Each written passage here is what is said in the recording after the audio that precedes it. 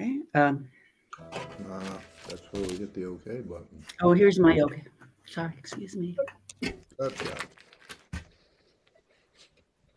Get over there, dear.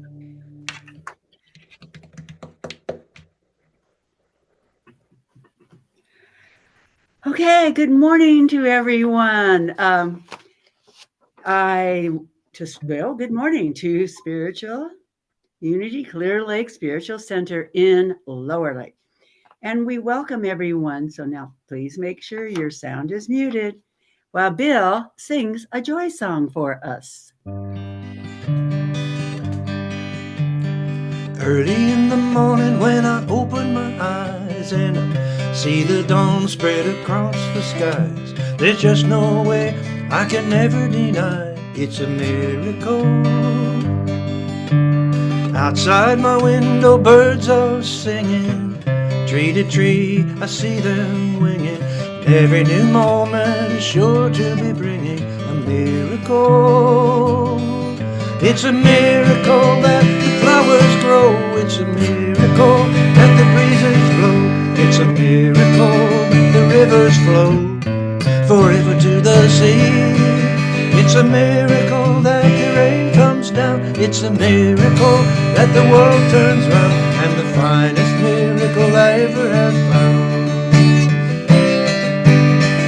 is a miracle of you and me.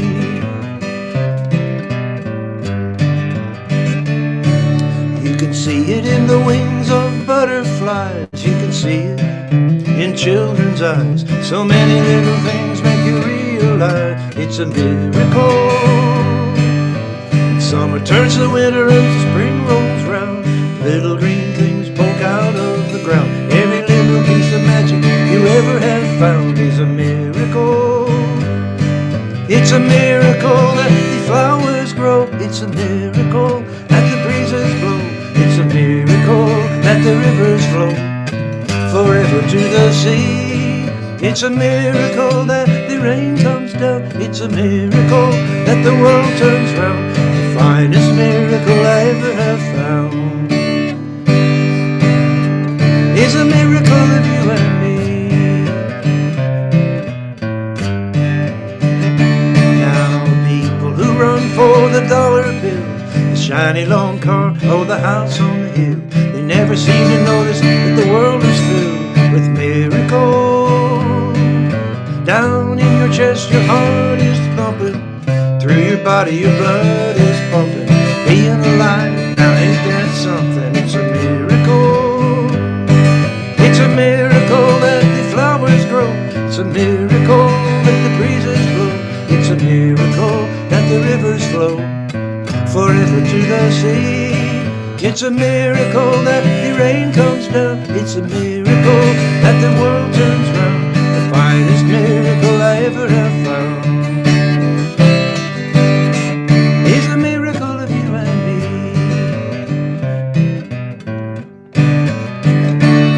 Now in a world of war and hate and killing, I can understand why some aren't willing to look at life as a grand and thrilling miracle. But with all the suffering and all the pain and all the dreams that are dreamed in vain, people get back up and they try again. Now that's a miracle. It's a miracle that the flowers grow. It's a miracle that the breezes blow. It's a miracle that the rivers flow forever to the sea. It's a miracle that the rain comes down. It's a miracle that the world turns round. The finest miracle I ever have found is a miracle of you and me. Is a miracle of you and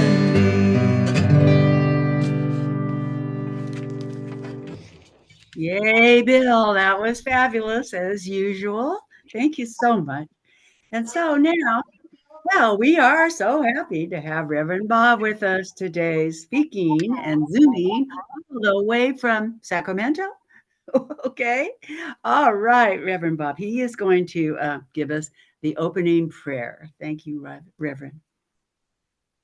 Thank you, Barbara, and good morning, folks. Good to be back here. And My wife, Reverend Margie Brach, sends her hi and hello. And as we speak, she is standing at the podium out in Santa Rosa, California, giving a Sunday message there too. So seems like the Brachs have that section of California covered this morning.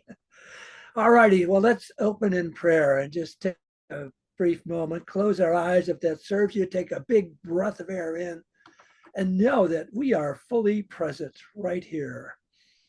And we're grateful for all the wonderful technology that we have to bring us together over the miles, and for that wonderful spiritual center in Lower Lake, California, that brings the folks together and puts out this word of the unity truth messages out to the people in the local area, and also to your Facebook or other posts that go out into the world. And Barbara, thank you for sending me that link there. So let's just take a moment, focus within, go to that heart center, feel the beating of our heart, and feel that connection to each and every person here on this internet connection, and also to the people that may be watching from home, or those that are watching the recorded one, knowing that we're reaching out and speaking heart to heart, spirit to spirit, connected to connected, and with a grateful and thankful heart. All God's children said, thank you, God. Together, thank you, God. Amen.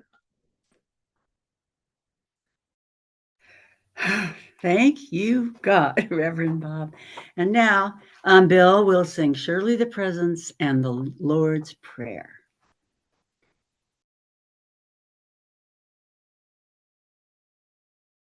Thank you. Okay, here we are.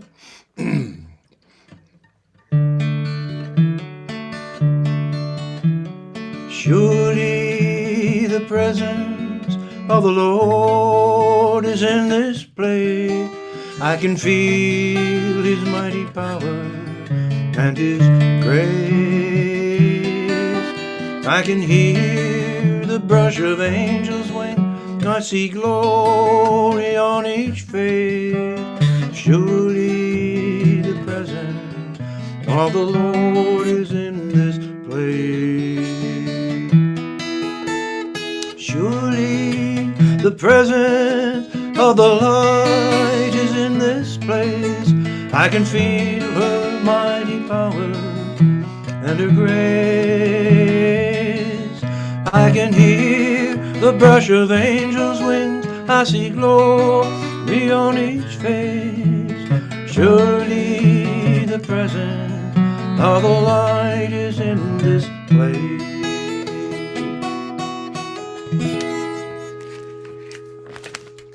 And the Lord's Prayer.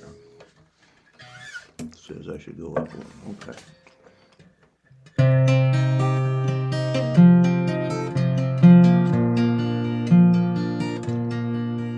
Our Father and Mother, who art in heaven,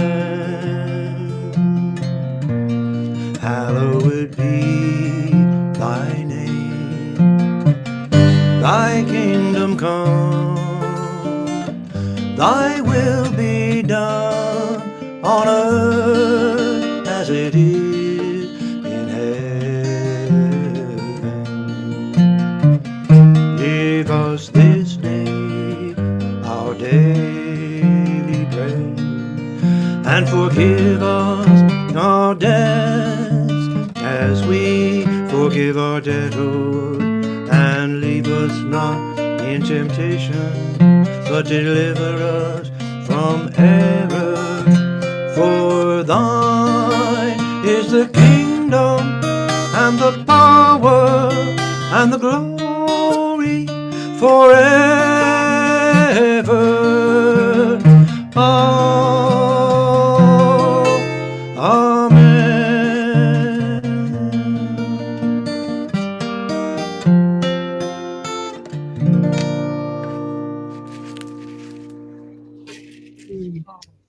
Blessings to you, Bill. That was beautiful, beautiful. And so now I'd like to read to you the invocation affirmation. Think about it. This is who we are. First, There is only one presence and one power active in my life, God the good, omnipotent. And then there is only one presence and one power active in Unity Clear Lake Center, God the good, omnipotent. And finally, there is only one presence and one power active in our world, God the good, omnipotent. Okay, and the 5 basic ideas of unity is really the foundation of unity. The first, God is absolute good, everywhere present. Second, human beings have a spark of divine spirit within them, the Christ consciousness within. Therefore, they are inherently good. 3, human beings create their experience by the activity of their thinking. Thoughts held in mind produce after their kind. 4, prayer is the process that affirms our connection with God mind and brings forth wisdom, healing, and everything good. And finally, knowing and understanding universal laws, also called truth, are not enough. A person must also live the truth that he or she knows. And so now Bill will bless us with some more music. Thank you, Bill. Okay.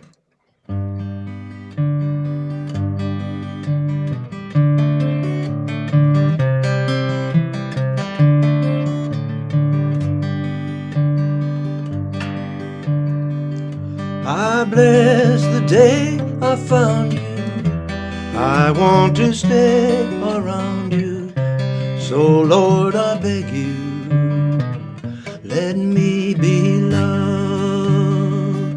Don't take this heaven from one, if I must be like someone now and forever. Let me be loved. Each time we meet, Lord, I find complete love.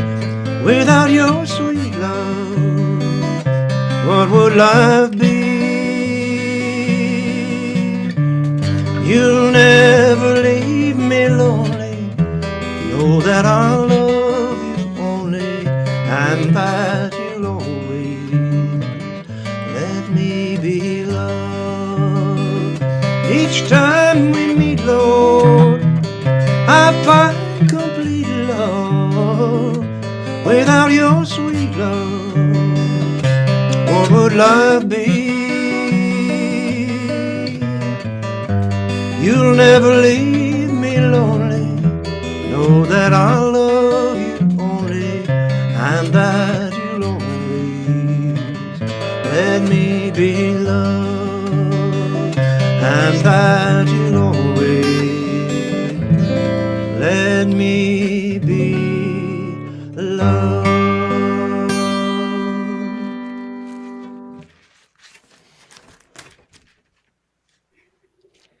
Oh, Bill, that was lovely. And that leads into a beautiful daily word reading. September 28th, 2025. Beautiful. When the world becomes beautiful, when I find God in it, the world, yes. When I am fully present to life, I find beauty everywhere. Looking up at the shimmering stars, walking through a field of marigolds, or sitting by the ocean, I rejoice in the beauty of nature. It truly is a wonderful world. The beauty that delights my senses also lives in me. The presence of God does not surround me, it is within me also. My divine gifts, along with my talents and unique abilities, make me beautiful, an integral part of the world. When I live into the fullness part of the world, excuse me. When I live into the fullness of my divinity, the expression of my humanity is simply beautiful. I am a radiant spiritual being, an individual of the divine. I honor the presence of God within myself and all others. We are beautiful. And from Psalms 27:4, one thing I asked of the Lord that I will seek after, to live in the house of the Lord all the days of my life, to behold the beauty of the Lord. Yes. The world becomes beautiful when I find God in it. And I know that we had a beautiful talk that Reverend Bob is now going to bless us with. Thank you, Reverend Bob. You're welcome, Barbara, and thank you for that beautiful reading. And that last line, we are beautiful. You are beautiful. And I know even though you've got your cameras blocked off there, I know there's some beautiful unities, two students behind each and every one of them. And I feel so honored to be here. Well, the talk title that I have today is Outer Symbols, Inner Meaning, Tapping into Our Abundance. Wow. Here we are at the end of September. Labor Day went past. Autumn just started last week.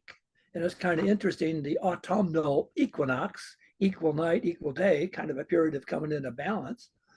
And Margie and I were at the breakfast table on Friday. She says, honey, in 3 months, it's going to be Christmas. Oh my God, time is flying by. So here we are.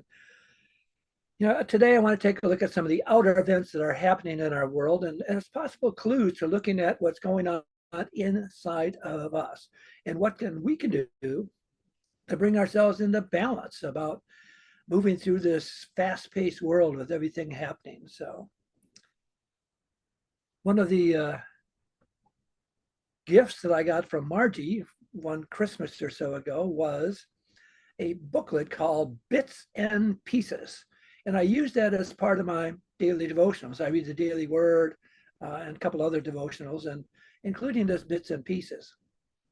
And sometime back, a quote by a gal named Betty White caught my attention. I'm going, well, why is Betty White catching attention? And I did a little Googling on the internet, and it seems like Betty White was an actress on TV in the 50s. And I think she was a comedian. And as I reflect on it, I think I can see her picture on our black and white Stromberg Carlson TV in Chicago with her on a show. And the quote that Betty White had left us is this: the battles that count aren't the ones for gold medals. The struggles within yourself, the invisible, inevitable battles inside all of us, that's where it's at. It's not the Olympic athletes fighting for the gold. It's that dealing with that stuff that's within each and every one of us. Wow. I mentioned looking at the outer things and the inner things. And one of the outer things that I was looking at was our New York Times. A couple of Christmases ago, Margie says, honey, I know what I want for Christmas. I said, what? She says, I want the Sunday edition of the New York Times delivered to us. So we've been having that delivered for a couple of years now. And one of the articles that caught my attention earlier this year was an article by one of the reporters for the New York Times who grew up in LA, and his name is Billy Witz. Billy Witz, and he's works on the national news desk. Well, Billy was visiting his mom. He grew up in LA. He was visiting LA earlier this year, just after the fires that came through the Pacific Palisades, where his mom lived a few miles from that. And Billy had shared that one of his projects that he was going to do was go through the work of his father, who had passed some 10 years ago. Billy's father, Morton Witz, was a advertising photographer. And he had a huge amount of material that Bill and his sister were going to go through one day because they knew it was such a daunting task. But he figured he would start at it. Well, Bill's father, as an advertising photographer back in the day, color work was pretty cost prohibitive. So most of his stuff was black and white. So that meant a lot of these proof sheets of negatives to go through. And as Bill started on this little project with his wife, Diane, he was kind of amazed because everything kind of seemed pretty much lined up in order and identified. When he made a comment that this is probably the one area in his father's life that was actually organized. So as he started going through these proofs and whatever, he came across a plastic folder of 200 slides. So all the color work pretty much was done on slides. And Bill found this plastic sleeve with 200 of them. And he said there was no real connection. It was probably the ones that his father liked the best. There was one of a Paris metro station with people on trains on the platform. There was one of a lone policeman standing at the White House balcony looking out. And there were pictures of him and his sister fishing up in the Pacific Northwest. And then there's this picture of an NFL football game. So Bill took a look at it, and it was a picture looking down the line of scrimmage, and he could tell from the uniforms that it was the LA Rams. Let's see. No.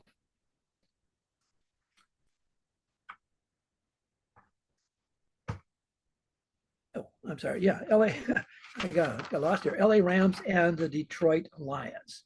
You could tell from their uniforms, and they were on the line of scrimmage. They're all hunched up in their thing, ready for the snap of the ball. And in the foreground, was a referee, and on his back was a large number 37, and this huge left hand on his knee, and he's looking down this line of scrimmage.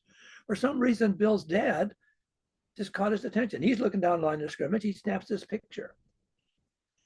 So Bill took out his smartphone and took a picture of this slide picture. So for some reason, it was calling to him. A few days later, he got in touch with his good friend of his, Susan Carr. Susan was married to Daryl, and Daryl was also a photographer at a community college and taught photography. And their home had been completely destroyed by the Altadena fire. Some years before that, their son Justin had died from an undiagnosed heart disease. So Bill decided he was going to link up with Susan and connect up over old times. So they met at a friend's house. And to kind of break the ice,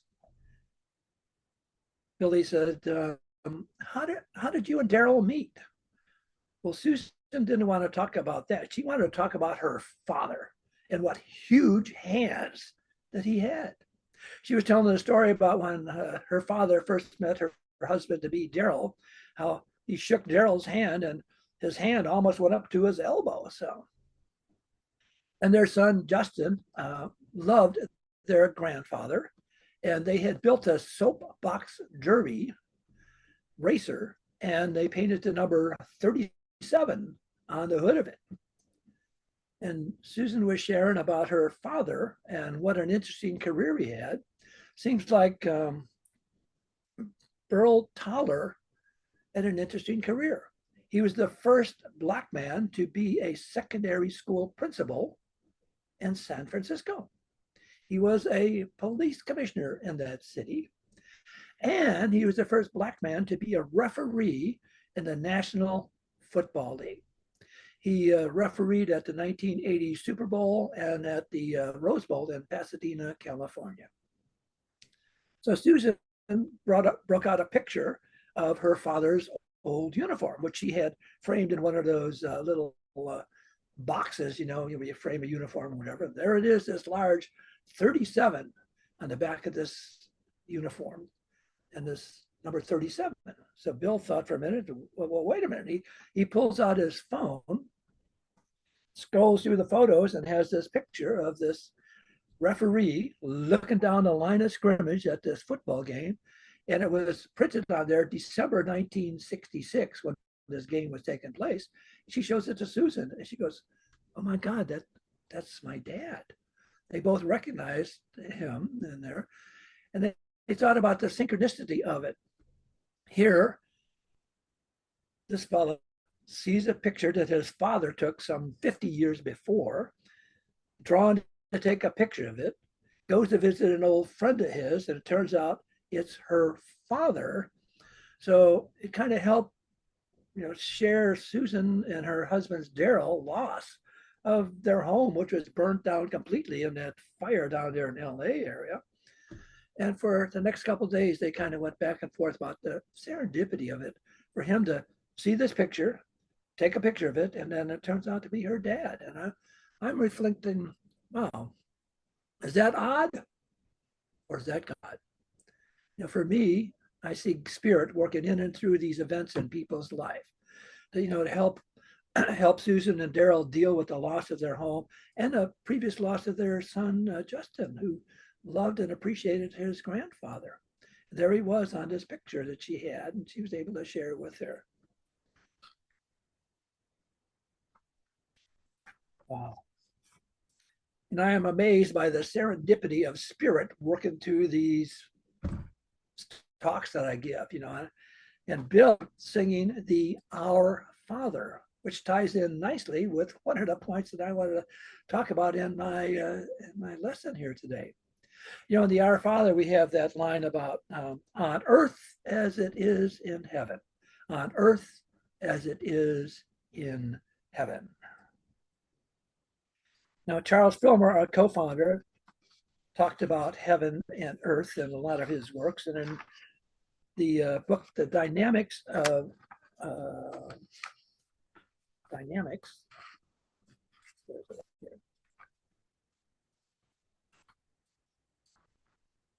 for Living, which is a unity book.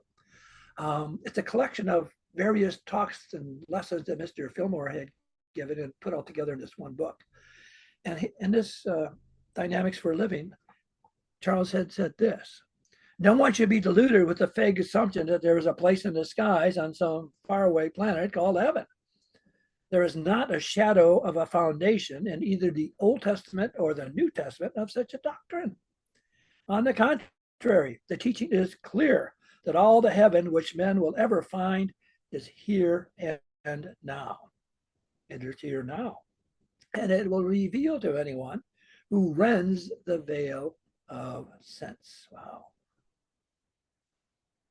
Also, in one of his other works, Atom Smashing Power of Mind, a book that Mr. Fillmore wrote as a book, he had written this. He said, one of the most basic teachings of Jesus, who most folks in unity look at as the way shower, who most perfectly expressed divinity in human form, is that the kingdom of the heavens, and Mr. Fillmore always stressed the plural of the heavens, that the kingdom of heavens was here among us within. For about 14 years, I've read Mr. Fillmore's unpublished talks on the Unity Online Radio that I had with the Unity Worldwide headquarters. And he always emphasized it's the kingdom of the heavens, the plural, and talking about that it's always here within us. It's not someplace in the faraway land we go when we die. It's right here and right now. Also in this Atom Smashing Power of Mind, there's another quote that caught my attention from our co-founder. He says, it is possible for a person to form states of consciousness that are out of harmony with the God principle. But these do not endure. Through experience, one learns to adjust his or her thought to that of God. I will be what I will be is basic to all creation, and it proves itself in the face of human reason and logic. So there are things that can appear to be out of harmony. In our New York Times that we get now every Sunday, I sit there and I read through this one section about points of interest, but I also scan the front page. And boy, sometimes there's stuff that's going on, and Margie will say, honey, are you in the oh my section again? Because I'm going, oh my, look at all this stuff that's going on. So there can be stuff that's going on that maybe not in line with God's principle. Barbara read through the one presence, one power saying And, that's one of the basic 5 principles. There is one presence, one power, God the good, active in everything.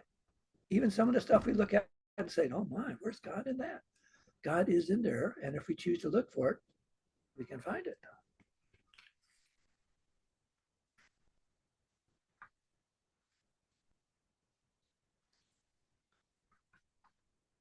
Sometimes things happen in the world that are life changing, not only for the person involved, but for the rest of us here in the world. Take the story of a gentleman named John Howard, who lived in South Africa in the Boer War, which is about 1899. And it appears that a prisoner of war had escaped and was seeking to come in and get refuge somewhere. And he was knocking on all these doors, and people were saying, no, stay away. I don't want to get in any trouble with the government here. Not John Howard. He invited this gentleman in. It turns out he was a journalist, and he had been a prisoner of war, and rats had eaten on his hands and feet and legs. And John kept him hidden for about 2 weeks, nursed him back to health, and sent him back into the world. And he got back to London. And this journalist wrote a life-changing story about what was happening in the Boer War, projected him up into the political limelight. And this gentleman that John Howard brought in was Winston Churchill. Winston Churchill. Imagine if John had slammed the door and said, no, get out of here. I don't want to get any trouble. There may not have been a Winston Churchill to stand in front of the boys at Eton in college saying, never, never, never give up, and shepherd the British into our World War II victory we had. Some of us might be speaking German right now. So that one act made a big shift, not only in the life of this journalist, but also in the world that he was to go forward. Came across another story. It was in the magazine Psychology Today. Psychology Today. It was an article by a doctor named Robert Healy, and he wrote about one of his patients who came to see him. This patient was on his way to kill himself, and he stopped at a stoplight, and he looked over, and there was an older woman sitting on the bench waiting for a bus. Their eyes met. The old woman smiled at him. He smiled back. And he thought back for a minute. He says, maybe it's not all the stuff on the outside. Maybe it's something within me that I need to shift. So he made an appointment and starts this Dr. Robert Healy. And, he ended up not committing suicide. And, Dr. Healy decided to write up this article in a nationally known Psychology Today, so the rest of the people in the world know about the impact of one woman's smile upon this gentleman who is bent on killing himself.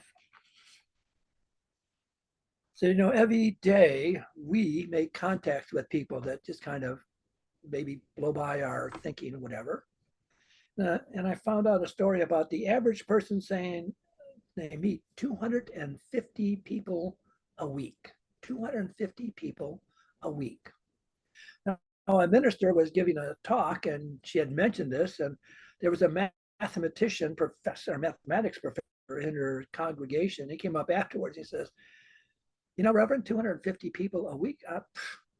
I don't think so. She says, well, look.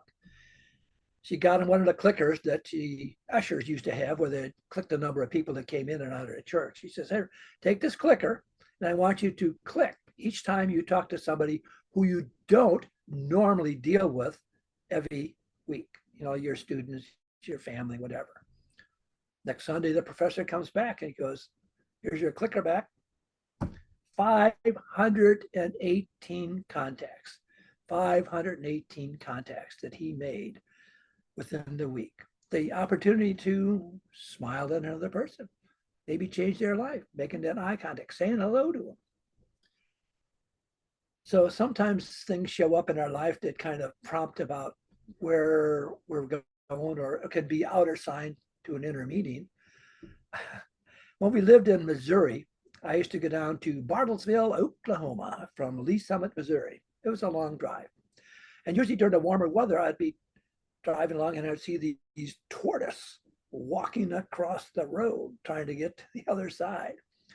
And I thought, well, maybe I can pick one of these up and bring it back home with me. And the other thought came in is, I've worked at a wildlife rehab place, and I thought, let wild things be wild. So I didn't. Well, I was coming home from school one day at Unity Village, where our house that we lived in, Lee Summit. And as I drove into the driveway, I look up on the walk, and there's this tortoise walking up towards our front door. I said, oh my God, here, Spirit put a tortoise right in my own front lawn area. I'm thinking, okay, well, so does Spirit have a message for that? Now, if you want to Google about animal totems, it's pretty easy to do. So I Googled up about the animal totem of a tortoise. And it was a good sign to slow down, pay attention, begin to move with patient persistence. And that was something that I really need to hear at that particular time in life. Wow. At one of the Unity conferences, Reverend Marilyn Muehlbach was giving her address, and she talked about, we have a choice to grow through joy, or we can grow through pain. As things change in our life, are they joyful? Are they painful? And the choices are, how do we want to view this? How do we want to look for that silver lining in this dark cloud, as it were? So things show up in our life, and they can, like I had mentioned in Don Howard and Churchill, that were life changing. I came across another one in our Science of Mind magazine about chance meetings. For example, Dorothy Canfield Fisher, with her husband in World War I. He was a fairly wealthy guy, and he was in the military, and he brought his wife over, and he was out there fighting in World War I, and she stayed back in Paris. Well, she decided to have lunch one day at this restaurant in Paris. And, being wartime, a lot of things were happening. And they said, would you mind sharing a table with somebody? And she said, oh no, that'd be fine. So she ended up sharing a table. And these gals start talking about their thoughts in life and about children and about educating children, which was Dorothy's passion, and also this other gals. So this other gal was Maria Montessori. And it was through this chance conversation with these two gals at this restaurant in Paris that Maria Montessori's methods was brought over to America. And we hear about Montessori schools. Alan Watts, who happened into a discussion in a book shop owner, and they were talking about Buddhism. Piqued Alan's interest, and Alan has become one of the leading Western authors on Buddhism. Joseph Campbell, he was riding a ship across the Atlantic in 1924, and he struck up a conversation with a gentleman, Judy Krishnamurti. And later in New York, Campbell went to a talk by Fenwick Holmes. And these two chance meetings with these two fellas kind of piqued his interest in study of mythology. And he's got a matter of fact, I have a 4-volume set of Joseph Campbell's books up on my bookcase here. So these chance meetings, were they really chance, or was it odd, or was it God? Something fought in me. So what do we do with these chance meetings and things that come up in our life? And if we do realize that we need to make a change, like Campbell decided, hey, I'm gonna get involved in mythology. I'm right off. He didn't probably start off saying, I'm gonna write all these books. No, he just started off. So if we hit this point about changing our stripes, as it were, what do we do? Well, I think I can recommend three things. First of all, realize that we influence ourselves. Barbara mentioned about our thinking. And boy, do we influence on what we think and feel. Casey Stengel was once helping Billy Martin managed the New York Yankees and given advice about how to do this. And Casey said, on any team, there will be 15 players who will run through a wall for you, but 5 of them will hate you, 5 will be undecided, and 5 will love you. Don't put the good with the losers. Don't put the good with the losers. So if you're casting about, thinking about making change in your life, don't put yourself with the losers. Don't hang around with the naysayers and say, oh, you're too old to go to that place. Or, yeah, what rate do you ever think you could do that? Don't hang with the naysayers. Hang with those people that are going to support your vision of where you want to go. Second, be proactive. Think about going out into life and getting into leadership. And it's not about a power talk, it's about a God talk. If you're in a position of leadership, you have an opportunity to influence more people. And remember that ordinary people can do extraordinary things. If you get in this position of leadership, know that you're there by divine appointment. And you can go forward and make the changes. And Spirit will rise up and support you with the different things. You know, on our holidays, one of the things that I notice is flags. You know, I have a flag on the front of our house, and I put it out on the weekend. And I had it in Missouri, I had it in Modesto, and when I was on active duty in the military, there was an evolution when we were on the ships called changing colors or shifting our stripes. When a military ship is tied up at the pier with mooring lines, up on the bow of the ship, the pointy end, on the flagstaff, there's what they call the Union Jack. That's that blue flag of our flag. In fact, I got it up here. Let me pull it out. This is a Union Jack. That's up on the front part of the ship. And on the rear of the ship is the national ensign. Now, when the ship gets ready to make a change, to go to what was designed to do, to sail in the ocean, they have an evolution called shifting colors. So when the last mooring line is taken off the dock and let go, they blow a large whistle signifying that. The ship sounds its big ship's whistle to let it know it's changing status. It's going from a moored vessel to a ship underway doing what it was designed to do. The guy at the front of the boat hauls down that Union Jack, and the guy at the rear hauls down the national ensign. And up on the bridge, they run up the Union, our flag, country's flag from the mainmast. And she's now a vessel underway. So as we're looking at the things that are happening in our life and saying, oh my God, is that odd or is that God? Am I being directed to go somewhere? And we need to make a shift in our colors. Think about that evolution, you know, blow that whistle, blow the ship's horn, haul down, make that change that you need, haul down the things that show that you're just stuck, tied up to a pier, to doing stuff that you're meant to do in life, sail in the ocean. So if we're driving about and we see flags hanging from people's front porches, think about shifting colors. Am I being called to shift colors? Namaste, dear ones. Let's move into a period of meditative reflection. And I invite you to sit comfortably on your chair. Let your vision be softly forward, or you can close your eyes if that's better for you. Take a gentle breath of air in. And as we exhale, feel our body as it presses against the chair in which we're sitting, our feet against the floor, the temperature of the air on our exposed skin. And just take a mental note and say to yourself that I am grateful for this wonderful body temple that Spirit has given me to move in and through this wonderful world. On our next inhale, follow the air up through our nasal passages, down through our throat, and down into our lungs.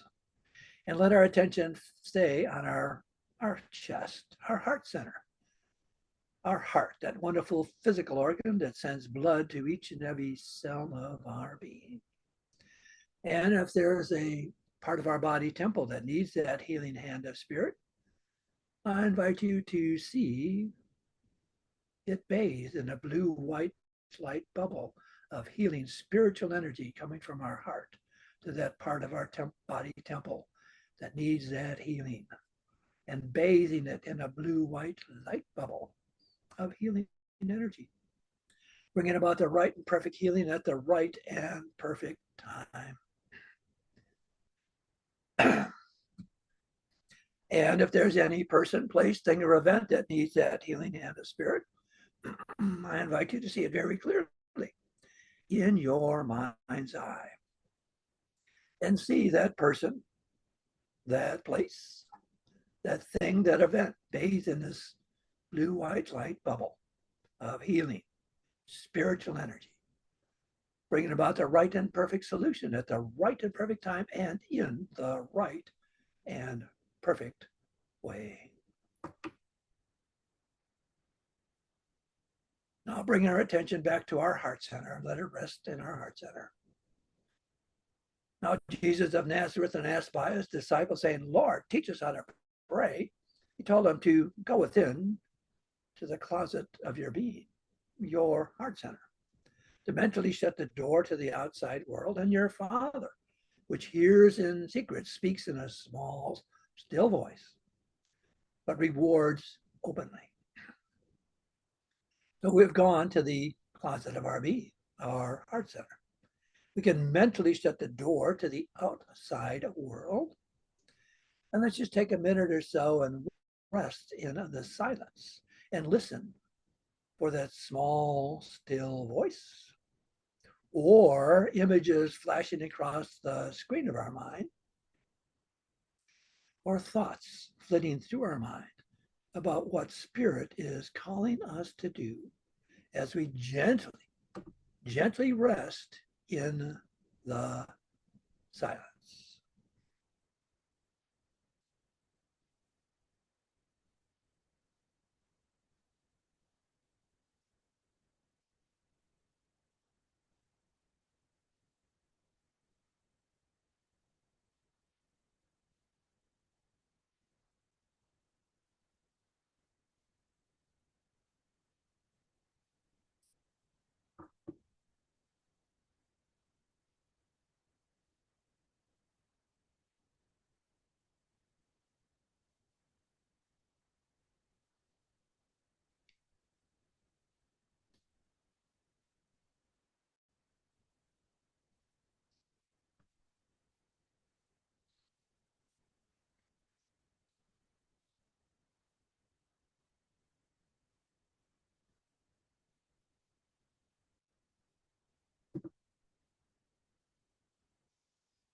And now, as we bring our attention back to our physical bodies, feel the pressure of our feet on the floor, the pressure of our body on the chair, knowing that Spirit is always there supporting us, just like the floor in our chair. And perhaps in our time of silence there, we heard something like a small, still voice, or images flashed through the screen of our mind, or thoughts flittered through our mind, or perhaps not. But we have made ourselves open and available to Spirit. And perhaps later today, a phone call from a friend, an email we get on our computers, a movie we're watching, a book we're reading. Spirit will speak in and through the diverse ways and means of what are you being called to do today, and possibly change the stripes of your life as you move forward, sailing out into the great ocean of life. So now let's open our eyes and be fully present. And we have some more songs from Bill. Well, give me a minute here with a few announcements. Before Bill sings his closing song, I'd just like to make a couple of announcements. And of course, thank you, Reverend Bob. I've got my page of notes, and yeah. Well, go right. It'll be the right and perfect day and way. And I love it. Your talk was wonderful. Okay, so some announcements first, quick announcements. Just, of course, October is coming, and you'll be getting your newsletter about October, about Awesome October, at church on the 5th, Patricia Holler, 5 sacred minutes. Zoom service. Well, Reverend Bob will be returning to continue this time, shut my mouth or not. Reverend Bob on the 12th, Zoom. And then at church on the 19th, Patricia Holler, the metaphysical meanings of Halloween. Oh my. That will be a wonderful service, and she will, of course, record that message for you on your computer if you choose that. Let's see, a Zoom service on the 26th, Reverend Angelica Schaefer, the fast moving river, and we know she is fabulous. So there, continuing. Oh yeah, just remember, donations are greatly appreciated. Mail to Unity, P.O. Box 755, Lower Lake 95457. P.O. Box 755, Lower Lake 95457. And now we will have Bill's closing song. Thank you, Bill.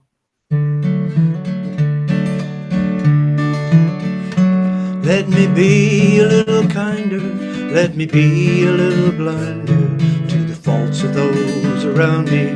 Let me praise a little more. Let me be, when I am weary, just a little bit more cheery. Think a little less of others and a little Certainly more of others. Let me be a little braver when temptation makes me waver. Let me strive a little harder to be all that I can be. Let me be a little meeker with a brother who is weaker. Let me think more of my neighbor and a little less of me. Let me be, when I am weary, just a little bit more cheery. Let me serve a little better those that I am striving for. Let me be a little meeker with a brother who is weaker. Think a little more of others and a little less of me.